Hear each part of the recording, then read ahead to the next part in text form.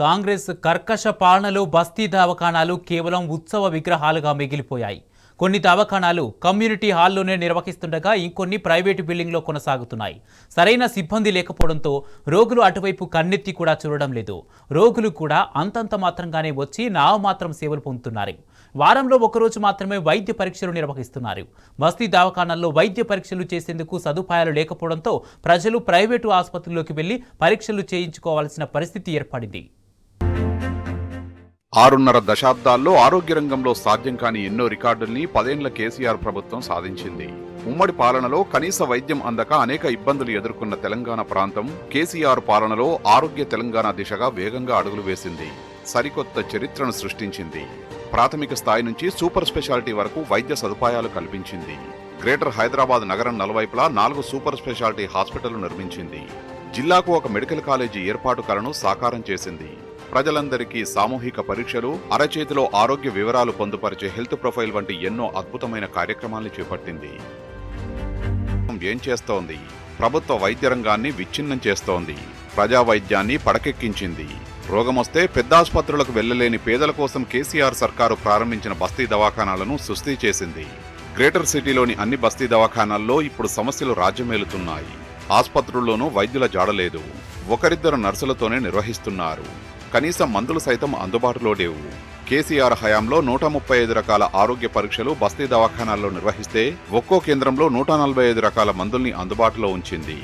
53 రకాల pathology, microbiology, biochemistry వంటి వైద్య పరీక్షలు నిర్వహించింది. ప్రతి సోమ శనివారాల్లో గర్భిణులకు వైద్య సేవలు, ప్రతి నెల 2వ సోమవారం ఇమ్యునైజేషన్ చేసింది. నెబ్యులైజర్ సేవలు, elderly clinic, diabetic, hyper tension బాధితులకు ఆహార సూచనలు, ఉచితంగా మందులు అందించింది. టెలిమెడిసిన్ సేవలు కూడా అందుబాటులోకి తెచ్చింది. బస్తీ దవాఖానాలకు వచ్చే రోగులకు మందులు సరిగ్గా అందుబాటులో ఉండడం లేదు. ఒక ప్రాథమిక ఆరోగ్య కేంద్రం 2 నుండి 3 బస్తీ దవాఖానాల నిర్వహణను చూస్తుంది. నెలకు సరిపడా మందులు ఒకేసారి ఇస్తుంటారు. బస్తీ దవాఖానాలకు వచ్చే రోగుల సంఖ్యకు పీహెచ్సీ అందించే మందులకు పొంతన లేకుండా పోతోంది. ప్రభుత్వం అందజేస్తున్న మందులు కేవలం 15 రోజులు మాత్రమే సరిపోతున్నాయని, మిగతా రోజుల్లో స్థానికంగా ఉన్న పీహెచ్సీలకు వెళ్లి తీసుకోవాలని సిబ్బంది సూచిస్తున్నారు. దీంతో రోగుల సహాయకులకు బస్తీ దవాఖానా సిబ్బందికి పలుమార్లు వాగ్వాదం చోటు చేసుకుంటున్నాయి.